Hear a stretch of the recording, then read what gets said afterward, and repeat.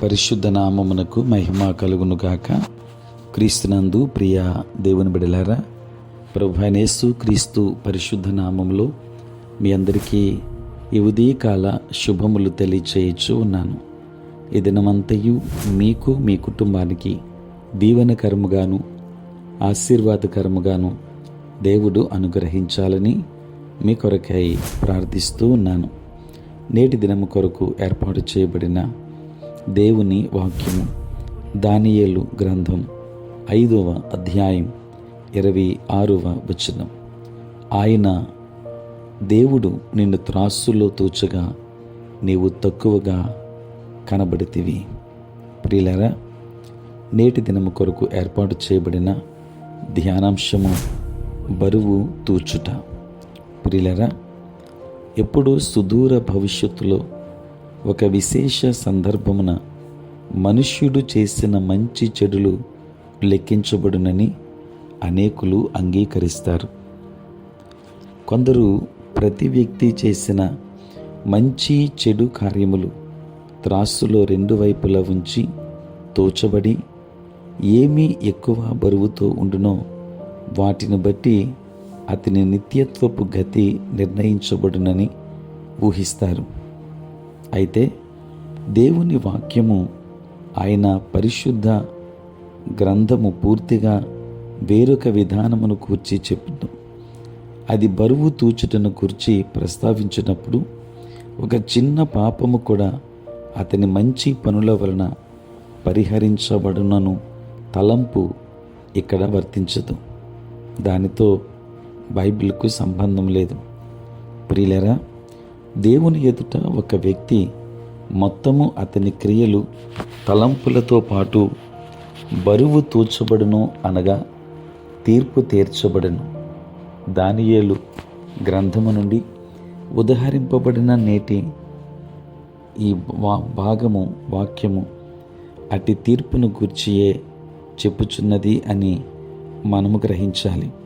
ప్రియులారా, పరిశుద్ధ గ్రంథములో మరి ఇతర చోట్ల ఆత్మలను లేక హృదయములను పరిశోధించుటను గూర్చి బరువు తూచుట అను తలంపు వాడబడింది.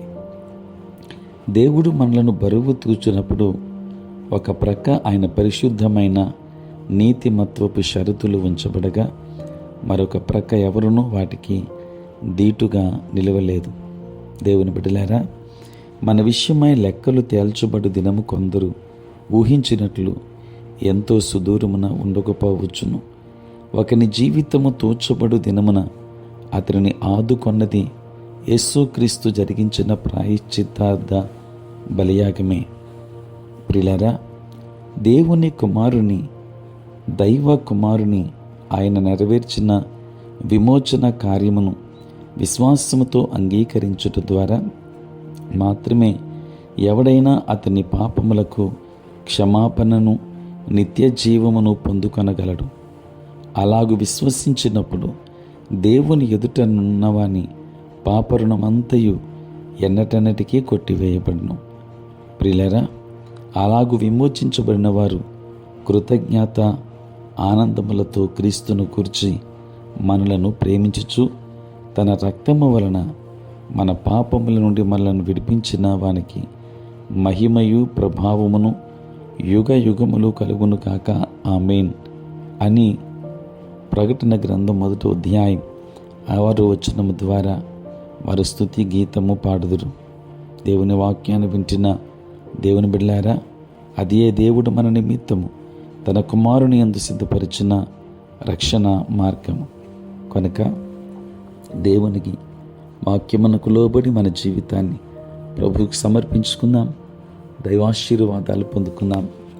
దేవుడు మిమ్మల్ని, మీ కుటుంబాన్ని దీవించునుగాక. ఆమేన్. ప్రార్థన. పరిశుద్ధుడైన తండ్రి, ప్రేమ కలిగిన ప్రభువా, మీ పరిశుద్ధ నామమునకై వందనాలు, స్తోత్రాలు చెల్లిస్తున్నాము నాయన.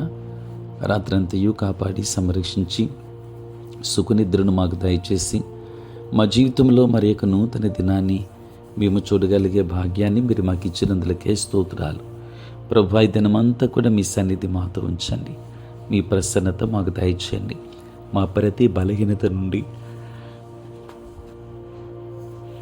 విడుదల ఇవ్వండి తండ్రి.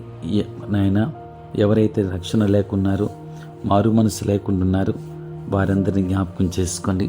గొప్ప రక్షణ భాగ్యమునివ్వండి. చదువుకున్న బిడ్డలను దీవించండి. ఎగ్జామ్స్ రాస్తున్న బిడ్డలకు మీరు తోడుగా ఉండి మీ జ్ఞానమును వారికి అనుగ్రహించండి తండ్రి. నీ స్తోత్రాలు ప్రభువా. ఉద్యోగస్తులు, వ్యాపారస్తులు, కష్టపడి పని చేసుకుంటున్న బిడ్డలందరినీ దీవించండి నాయన తండ్రి. అనేక మంది బిడ్డలు ప్రభువా బలహీనులైన వారు ఉన్నారు, సమస్యలతో ఉన్నవారు ఉన్నారు. అటు బిడ్డలందరినీ కూడా జ్ఞాపకం చేసుకొని శాంతిని, సమాధానం, నెమ్మదిని మీరు అనుగ్రహించండి తండ్రి. దినమంతా కూడా మీ సన్నిధి మాతో ఉంచమని, చేసే పరిచర్యలోను, పనులలో, ప్రయాణములలో మీరు తోడుగా ఉండండి. నీ సేవ పరిచర్య చేసిన ప్రతి సేవకుని దీవించమని యేసు నామములో ప్రార్థించి వేడుకొనుచున్నాము తండ్రి. ఆమేన్. తండ్రి, కుమార, పరిశుద్ధాత్మ త్రియేక దేవుని దీవెన సదా మీకును కుటుంబానికి తోడై ఉండును గాక. ఆమేన్.